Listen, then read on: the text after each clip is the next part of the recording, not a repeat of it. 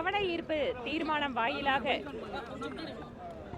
அரசியல் கட்சிகள் தமிழகத்தில் மும்மொழி கொள்கையை அமல்படுத்துவது தொடர்பாக அரசினுடைய கவனத்தை ஈர்க்கின்ற விதமாக ஒரு தீர்மானத்தை கொண்டு வந்தார்கள்.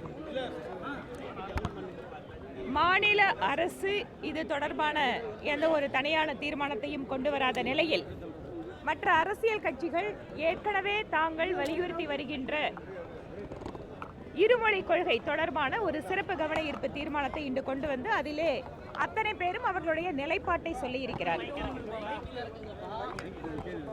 தமிழகத்தில் ஏற்கனவே அரசியல் கட்சிகள் மொழிக் கொள்கை தொடர்பான தங்களுடைய நிலைப்பாடுகளை தெரிவித்துக் கொண்டுதான் இருக்கிறார்கள்.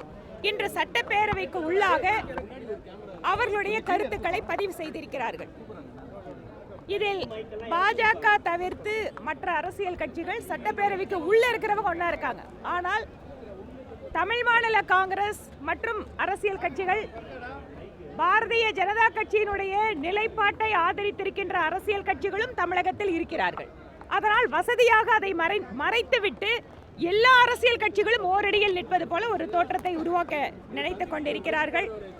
இதில் பாரதிய ஜனதா கட்சியை பொறுத்த வரைக்கும் மும்மொழி கொள்கை என்பது ஹிந்தி திணிப்பு அல்ல.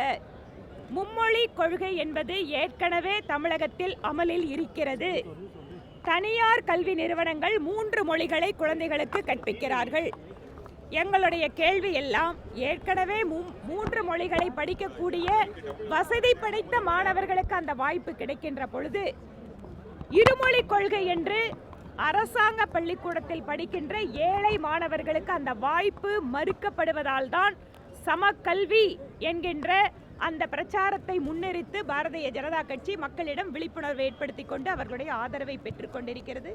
இது தொடர்பாக கையெழுத்து இயக்கம் நல்ல முறையிலே லட்சக்கணக்கான மக்களுடைய கையெழுத்துக்களை பெற்று இன்று மக்களுடைய ஆதரவை பெறுகின்ற இயக்கமாக மாறியிருக்கிறது.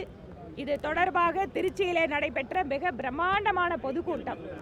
மத்திய தமிழ்நாட்டிலே ஏன் நான் திருச்சி கூட்டத்தை சொல்றேன்னா, பாரதிய ஜனதா கட்சி ஒரு சில மாவட்டங்களுக்கு உள்ள பிரபலமான கட்சி என்கின்ற நிலையை மாற்றி இன்று திருச்சியிலே பிரம்மாண்டமான பொதுக்கூட்டம் ஏன் தமிழகத்தில் இந்த சமக்கல்வி அமல்படுத்தப்பட வேண்டும் என்பதற்காக ஏற்பாடு செய்யப்பட்டு அதுவும் மக்களுடைய ஆதரவோடு நடந்து கொண்டிருக்கிறது. தமிழகத்திலே திராவிட முன்னேற்ற கழகம் ஆரம்பத்தில் ஹிந்தி எதிர்ப்பு என்கின்ற பெயரிலே அவர்கள் தமிழுக்கு ஆதரவாக இருப்பது போல ஒரு கொள்கை பிரகடனத்தை வெளியிட்டுவிட்டு இன்று தமிழ் மீடியமாக படிக்கின்ற குழந்தைகளுடைய எண்ணிக்கை வருடா வருடம் குறைந்து வருகிறது என்கின்றதை வசதியாக மறைக்கிறார்கள். அதனால் பாரதிய ஜனதா கட்சி எங்கும் தனிமைப்படுத்தப்படவில்லை. நாங்கள் மக்களுடைய கருத்தை பிரதிபலிக்கிறோம்.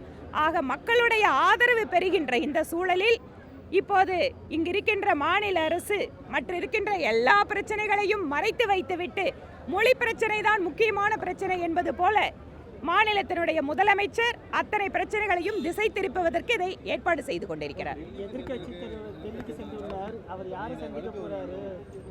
எதிர்கட்சி தலைவர் டெல்லிக்கு போனாருன்னா அங்கே யாரை சந்திக்கிறாருங்கிறதெல்லாம் உங்களுக்கு எல்லாம் கட்டாயம் தெரிய வரும்.